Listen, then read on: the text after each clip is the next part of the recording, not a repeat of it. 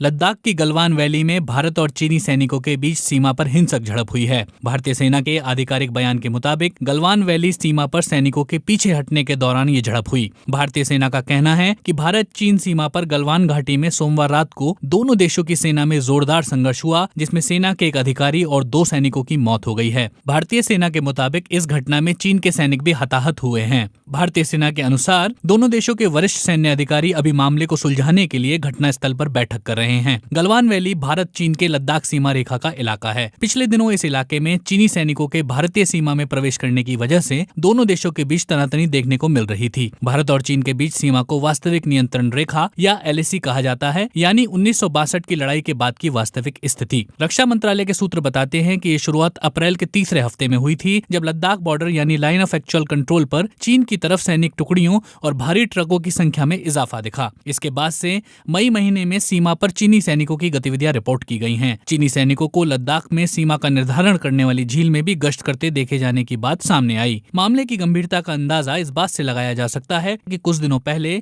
भारतीय सेना के अध्यक्ष जनरल नरावणे ने सीमा का दौरा किया था। भारतीय सेना ने यह भी बताया है कि इस घटना से जुड़ी विस्तृत जानकारी आगे जल्द ही दी जाएगी। समाचार एजेंसी रॉयटर्स के मुताबिक जब इस बारे में चीन से प्रतिक्रिया मांगी गई तो उसने कहा कि भारत को एक तरफा कार्रवाई करने और तनाव को और बढ़ाने की कोशिश नहीं करनी चाहिए। समाचार एजेंसी AFP के मुताबिक चीन ने भारत पर सरहद पार करने और चीनी अधिकारियों पर हमला करने का आरोप लगाया है।